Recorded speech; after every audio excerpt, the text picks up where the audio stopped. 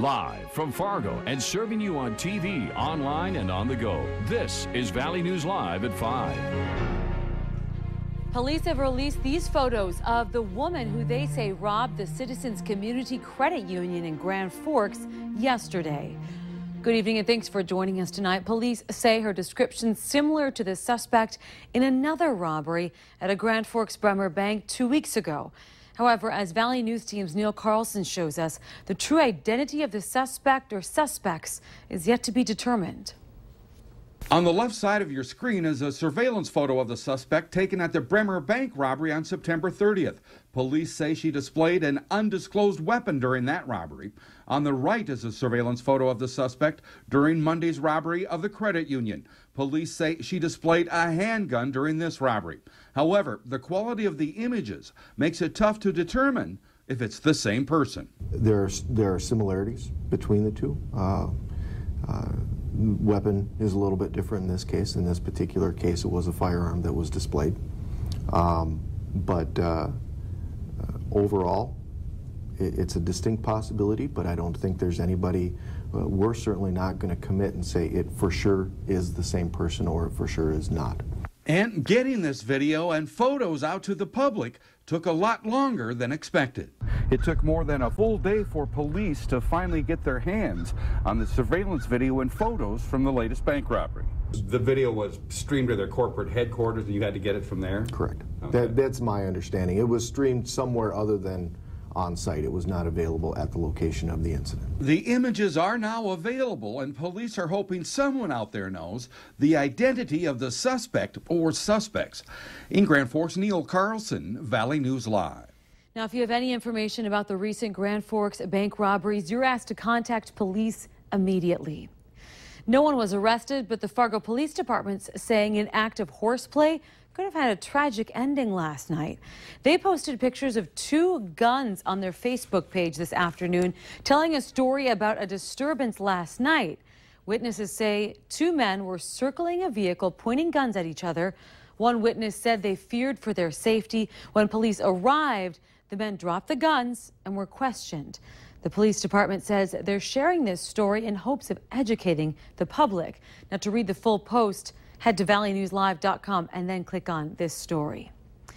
A driver had to be airlifted after a crash with a semi south of Breckenridge, Minnesota. It happened around 2:30 this afternoon near the intersection of Highway 75 and 55, which is between Breckenridge and Wheaton. A Sanford Air Med helicopter was sent to the scene. Sergeant Jesse Grabo with the Minnesota State Patrol says the driver of the car failed to yield and was hit by a semi.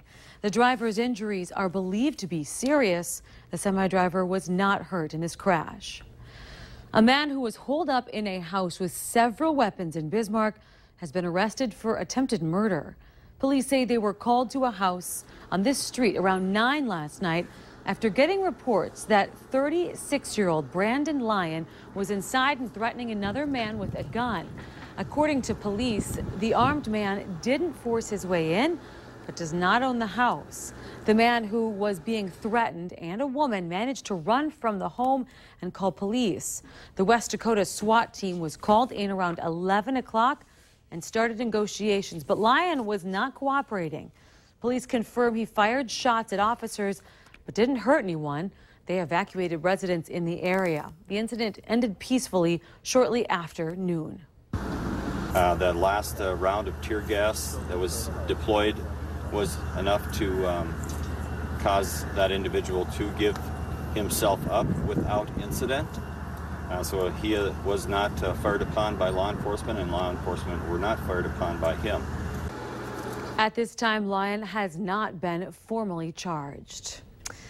Wow, what a difference a day makes. Just look at it out there. It sure is nice to see the sunshine and not feel quite as much wind, gusty wind out there. Let's see if the rest of the night will be as nice as today. Hutch? Thank you, Stephanie. Today certainly was bright. It was beautiful. And if you missed it, we're looking down to the south and west, and there was just not much in the way of clouds across the southern valley today. And as we head into the evening, more of the same does continue.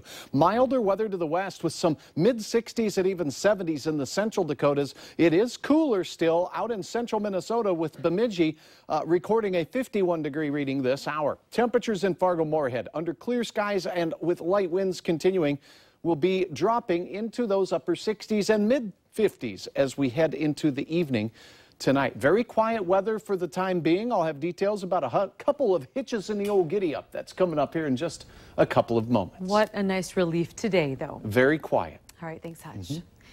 We now know the cause of an early morning fire at Buffalo Wild Wings. The Fargo Fire Department says electrical equipment is to blame. It happened this morning in the outdoor seating area of the 19th Avenue North location. Fire officials say the restaurant's sprinkler system was able to contain the flames to a small area. According to the Fargo Fire Department, no one was in the building at the time of the fire. Damage is estimated to be around $10,000. It's going to be another night of travel adventures on I94 in the Moorhead area.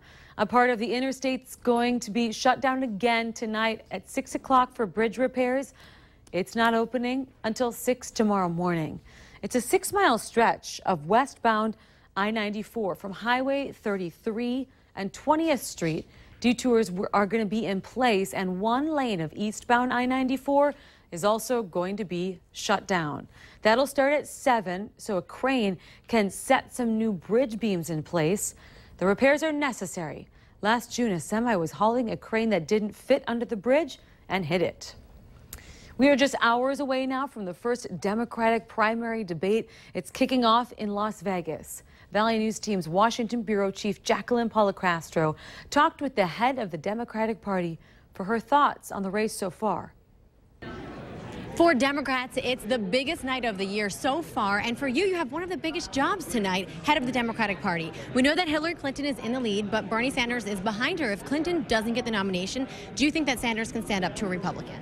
Well, I think tonight voters will see the 45th president of the United States of America. They've been watching the reality TV show that is the Republican circus performance going on the other side of the aisle.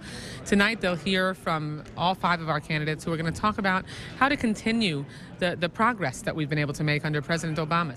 I've got to ask you about the wild card, Joe Biden. He's not here in Las Vegas, but he could still run. Are you worried if he runs, he might split some Democratic votes? You know, I think that if the vice president decides to run, it would just generate more enthusiasm. And he's certainly, going through a gut-wrenching process, having lost his son, Beau, and, just heartbreaking. But on top of that, been through a deliberative process to decide whether to run. He'll always be welcome, as the sitting vice president of the United States. There are Democrats, some that are even going to be up on the stage, who have asked for more debates. Some people say that's to protect Hillary Clinton. That's why we don't have more for the Democrats. What do you think about that? Well, we have a variety of opportunities for voters to take a good, close look at our candidates. Our 6 sanctioned debates. We have a number of candidate forums with media partners. Okay, Debbie Wasserman-Schultz, head of the Democratic Party. Thanks so much for your time. Reporting in Las Vegas, Nevada, I'm Jacqueline Policastro. Now, the high winds yesterday may have had your yard cluttered with leaves, and as we prepare for winter, you may be considering hiring help. The Better Business Bureau offers some tips when looking for a yard service. They say hire a professional, be wary of door-to-door solicitations, and ask if they're listed. In Minnesota, you can go online to verify this. Just go to valleynewslive.com, click on this story. They also say request an on-site inspection. Get everything in writing. Verify insurance coverage, and remember, you're the customer. Never feel pressured to agree to something you don't want to. A lesson today about courage, overcoming obstacles, and fighting to accomplish your goals. Today, Blind Joe brought his message to young people at Ed Clapp Elementary. Blind Joe Bommersbach grew up in Kindred and is blind, and that's part of what he's sharing with kids today. That life isn't fair, but you can't let hurdles destroy your dreams.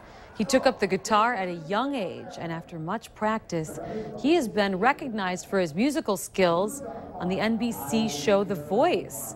Blind Joe says there's nothing you can't accomplish if you put your mind to it, and he says he's living proof of that. Well, fall is here. Thanksgiving is around the corner, And we have some ideas to decorate your home both inside and out.